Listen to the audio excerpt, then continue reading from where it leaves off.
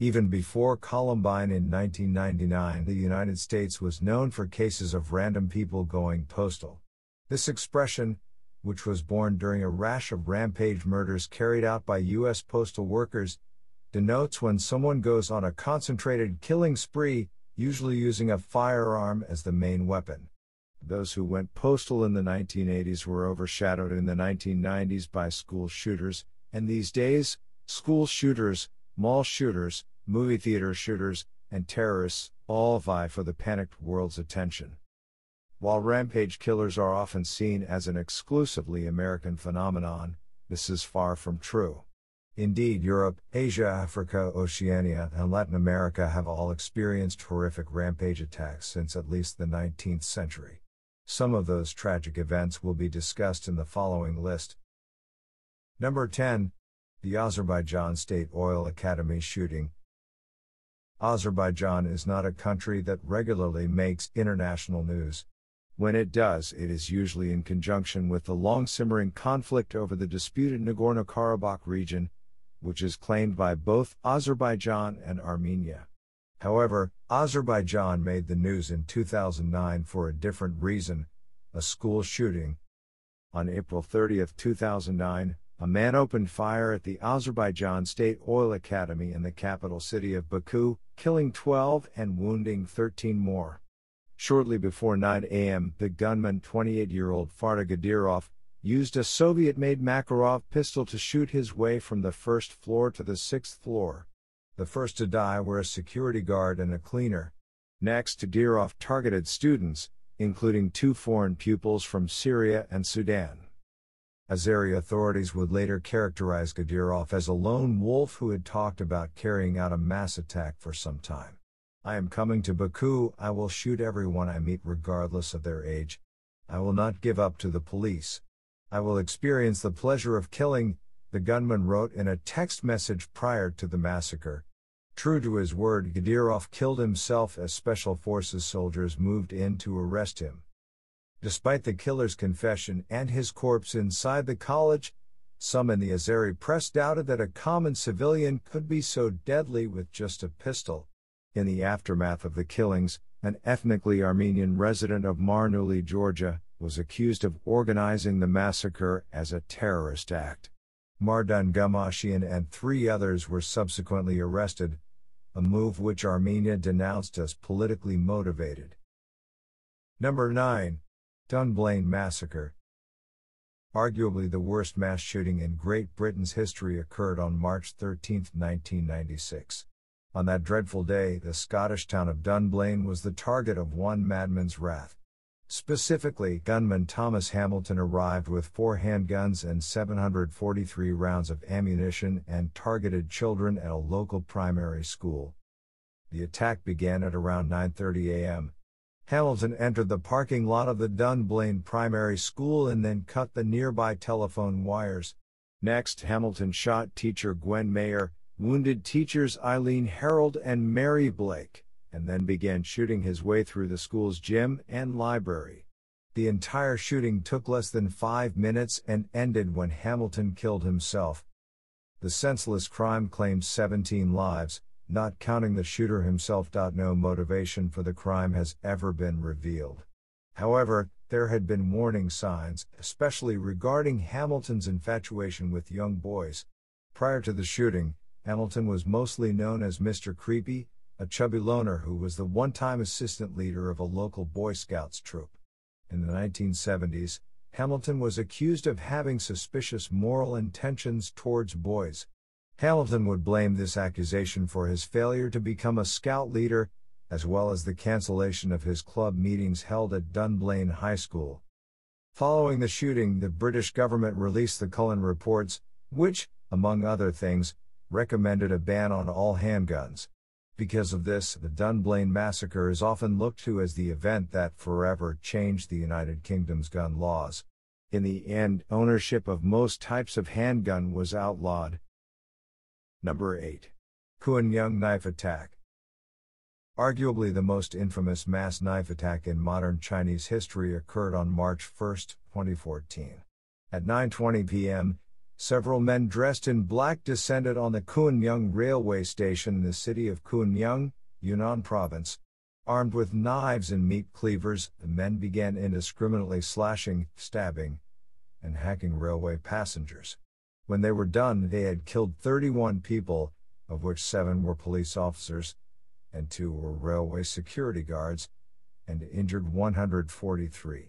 Chinese police only restored law and order by firing bullets and tear gas into the station. A criminal investigation later determined that 8 ethnic Uyghurs carried out the attack. 4 of these men were shot dead at the scene by police. 4 other suspects, Batigul Todi, Iskandar et Turgun Totunyas, and Hassan Muhammad, were convicted in September 2014 of helping to plan and organize the assault. Following this deadly attack, the central government in Beijing pledged to tackle the issue of Islamist terrorism in China with more force. This promise will likely be put to the test in the coming years, given that many ethnic Uyghurs have fought on the battlefields in Iraq and Syria alongside hardened jihadist militias. One Uyghur group even declared war on China with the help of the Turkish army in Syria. Number 7. Ernst August Wagner. Long before the age of television and internet connections, a German madman used pistols to kill 14 people and injure 11 more. The madman's name was Ernst August Wagner, and he was born in 1874. Wagner came from a poor family in Egolsheim. The family's finances got even worse once Wagner's father died of tuberculosis while Ernst was still young. Despite being a noticeably depressed child, Ernst did manage to make something himself. By 1901 he was a school teacher. Wagner's bright future turned sour in 1902, when he was arrested for bestiality. The townsfolk of Mulhausen and Der Enns never let Wagner forget about his infamous act of drunken stupidity, and this fact seemed to enrage the already unstable man. By 1909 Wagner was married to Anna Friedrichskind, whom he had gotten pregnant before the wedding bells chimed, and the father of several children. None of this stopped Wagner from attempting suicide at least twice. On September 4, 1913, Wagner woke up and used a bludgeon and a knife to murder his wife and children. Wagner's next acts were shockingly banal. He rode his bicycle to the train station, picked up a few quarts of milk, and then enjoyed beer with his sister-in-law. At 11 p.m. that night, Wagner was back in Mulhausen, where he set fire to 4 homes and used 2 Mauser handguns to shoot everyone he saw. This shooting spree would only stop when Wagner was subdued. Wagner became something of a twisted celebrity in pre-war Germany. After being found not guilty by reason of insanity, Wagner used his time at a lunatic asylum in Winnetal to live out his lifelong dream of being a playwright. Number 6. Nanping School Massacre. 8 school children at the experimental school in Nanping City, Fujian Province, died because of one deranged man. The attack began at 7:20 a.m. on March 23, 2010. Those who were attacked were assaulted near the school's doors, for classes had yet to begin that morning.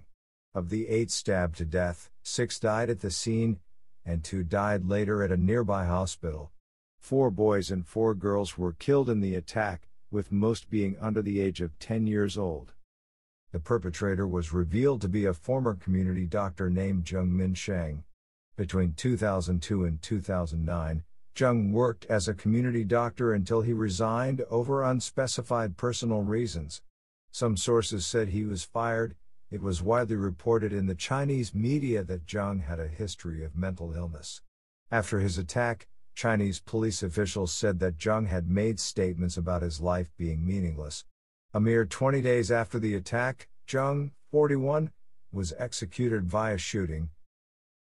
Number 5. The Zug Massacre.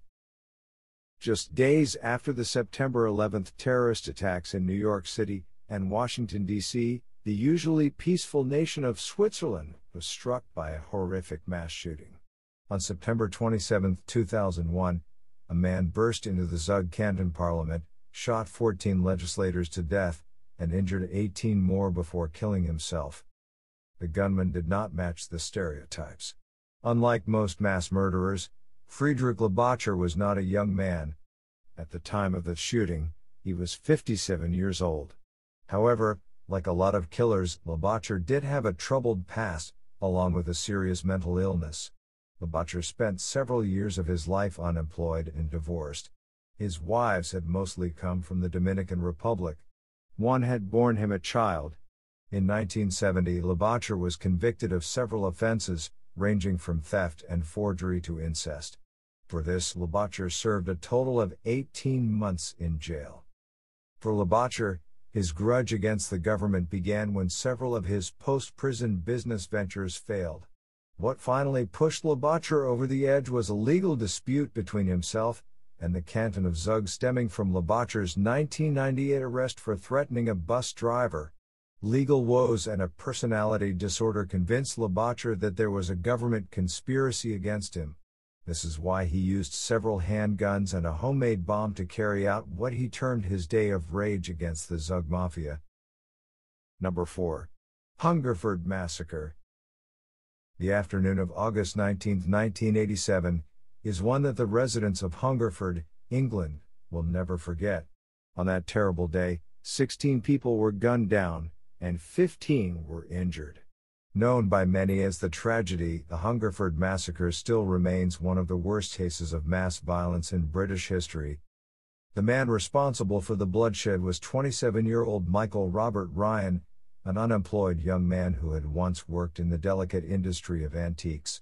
Ryan had grown up as a lonely child in Southview, Hungerford. An underachiever in school and a college dropout, Ryan was only really good at being a mama's boy. In fact, Ryan's mother was overly indulgent and gave her son everything from a car to guns, lots and lots of guns.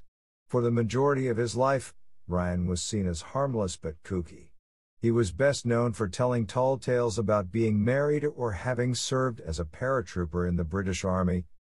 The rampage began at Savernake Forest, where Ryan used one of his guns to shoot 35-year-old mother Susan Godfrey 13 times in the back. This incident, which occurred at around 12:30 p.m., came to the attention of the authorities when Godfrey's 2 children, who had seen Ryan take their mother into the bushes, told a local passerby what had happened. Ryan next went back to his home. At 12:45 p.m., the gunman shot at his own car when it did not start. Ryan also set his own house on fire. Inside, police would later find the corpse of Ryan's mother. From then till 6:20 p.m., Ryan shot at anyone he saw out walking in Hungerford or even tending to their own garden. His oldest victim was an 84-year-old man, while his youngest victim was 14-year-old Lisa Mildenhall. The ordeal came to an end when Ryan barricaded himself inside of the John O'Gaunt Community Technical College and committed suicide. Prior to pulling the trigger, Ryan reportedly said to police negotiators, "Hungerford must be a bit of a mess. I wish I'd stayed in bed." Number 3. Kerch Polytechnic College Massacre. Crimea is often considered the great jewel of Europe. A charming and ancient peninsula with a history stretching back to pre-democratic Greece, Crimea is the place where Russians and Ukrainians, both of whom lay claim to the land, go on holiday. Crimea's reputation blackened in October 2018. On October 17, 2018, 18-year-old college student Vladislav Roselyakov entered the Kerch Polytechnic College with a mini arsenal. The murderer's weapons included a legally purchased Hatsan Escort aim guard shotgun and homemade bombs, including nail and pipe bombs. After entering school grounds at 11:45 a.m., Roselyakov opened fire on classmates and teachers. These shots, along with the detonation of his homemade nail bomb, killed 20 people and injured 70 in total. The gunman ultimately took his own life. A subsequent investigation of the gunman found that he had gotten a firearms license in September 2018 and had purchased the shotgun and 150 rounds of ammunition before carrying out the attack. A search of the gunman's home, which he shared with his mother, also uncovered several more explosive devices. Roselyukov's motivations remain opaque. Evidence does suggest that Roselyukov hated the school and its teachers. He also had a history of being disciplined by the school. In one instance, Aro Aselivikov had brought a bayonet-type knife to class, while in another, he released pepper spray into a crowded classroom. Security camera footage from the attack also reveals that Aro Aselivikov was inspired by the Columbine school shooting, for the outfit that he wore on that tragic day was very similar to the outfit worn by Columbine killer Eric Harris. Number 2. William Unek. Most rampage killers attack once. This is more often than not because their rampages end in suicides. This was not the case for William Unek, one of history's only two-time mass murderers. Not too much is known about Unek's background or his upbringing, but by 1954, he had a steady job as a police constable in the Belgian Congo. In that year, for some unknown reason, Unek picked up an axe and used it to butcher 21 strangers in the village of Mahagi. Rather than end his own life or give himself up to his fellow police officers, Unek ran off into the wilderness and eventually into the British Tanganyika territory. For 3 years, Unek lived under an assumed name in the British colony, today's Tanzania. Then, on February 11, 1957, Unek picked up a rifle, 50 rounds of ammunition, and an axe. Over a period of 12 hours, Unek killed 10 men, 8 women, and 8 children by shooting them to death. A further 5 victims were killed with the axe, while 1 victim was stabbed. 1 female victim was strangled to death, and 2 women and a child were burned alive after Unek set their houses ablaze. Unek's orgy of blood came to an end when an African constable named Iyembu and a police superintendent managed to fatally wound Unek with a smoke bomb that accidentally caused a fire. Number 1. The Shijiazhuang bombings. On March 16, 2001, one man, Jin Rushao, detonated a series of bombs at approximately 4 a.m. The Chinese government would later say that the bomber traveled to his targets via taxi. Whatever the truth, Jin, a deaf and unemployed worker, managed to carry out the largest mass murder in Chinese history. Jin used 10 sacks of explosives to destroy 4 blocks of apartments, killing 108 people in total. The government Trun newspaper People's Daily reported 10 days after the attack that Jin, 41, carried out the massive attack because of his deep-seated hatred of his ex-wife, ex-mother-in-law, and a former lover. These individuals lived in some of the targeted apartment buildings, while another had once been owned by Jin's mother. Jin's troubles began in 1988, when he was sent to prison for 10 years after being convicted of rape. Before that, Jin apparently liked to produce homemade dynamite. Despite such circumstantial evidence, many residents of Shijiazhuang openly questioned whether a barely literate man could carry out 4 bombings that went off almost simultaneously. Jin Rushao was executed barely 3 months after his horrendous crime,